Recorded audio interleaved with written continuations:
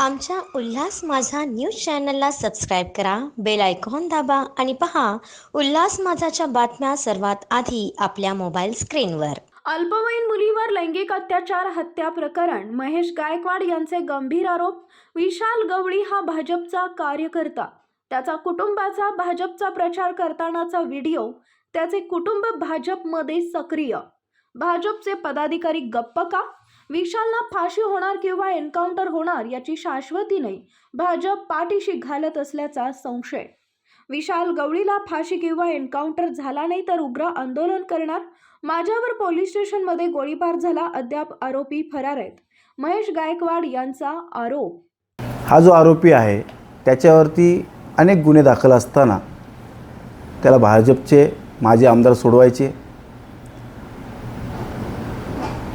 त्याला कोणत्याही प्रकारचं भय राहिलं नव्हतं, सर्रास त्याला मदत मिळायची. जर त्यावेळेस त्याला सोडवलं नसतं तर आता या मुलीवरती परिस्थिती आली नसती. आज त्याला फाशी किंवा एन्काउंटर हे होणं हे संशयास्पद आहे. जोपर्यंत त्याला फाशी किंवा एन्काउंटर होत नाही तोपर्यंत आम्ही शांत बसणार नाही, कल्याणपूर्वीची जनता शांत बसणार नाही. येणाऱ्या काळामध्ये अतिशय उग्र आंदोलन होतील. मला या ठिकाणी एवढंच म्हणायचं, मी वेळोवेळी गेल्या 3 ते 4 वर्षापासून पाठपुरावा करतो आहे की या ठिकाणी पोलीस बळ कमी आहे, पोलिसांची संख्याबळ कमी आहे, बीट मार्शल कमी फिरत आहेत.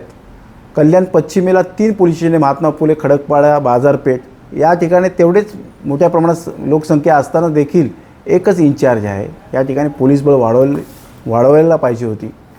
आत्तासुद्धा वेळ गेली नाही, इथे पोलीस बळ वाढवलं पाहिजे. माझ्यावरती भर पोलीस स्टेशनमध्ये गोळीबार झाला, ते अजूनही आरोपी फरार आहेत.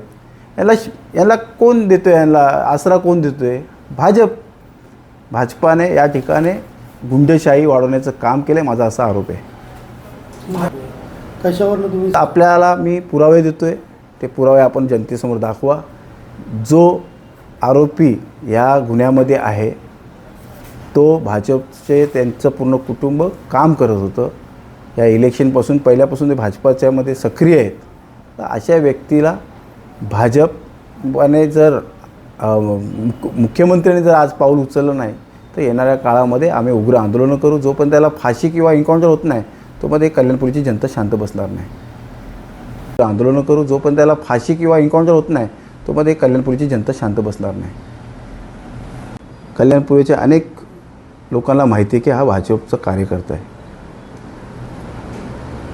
का भाजपचा जिल्हाध्यक्ष इथलाच आहे ना, स्थानिक काही नगरसेवक का तोंड खोलत नाही, त्याच्या विरोधात भ्रसुद्धा शब्द काढत नाही? त्यांच्यामध्ये राजकीय मोठ्या प्रमाणामध्ये पोलिसांवरती दबाव आहे. आमच्या उल्हास माझा न्यूज चॅनलला सबस्क्राईब करा, बेल आयकॉन दाबा आणि पहा उल्हास माझाच्या बातम्या सर्वात आधी आपल्या मोबाईल स्क्रीनवर.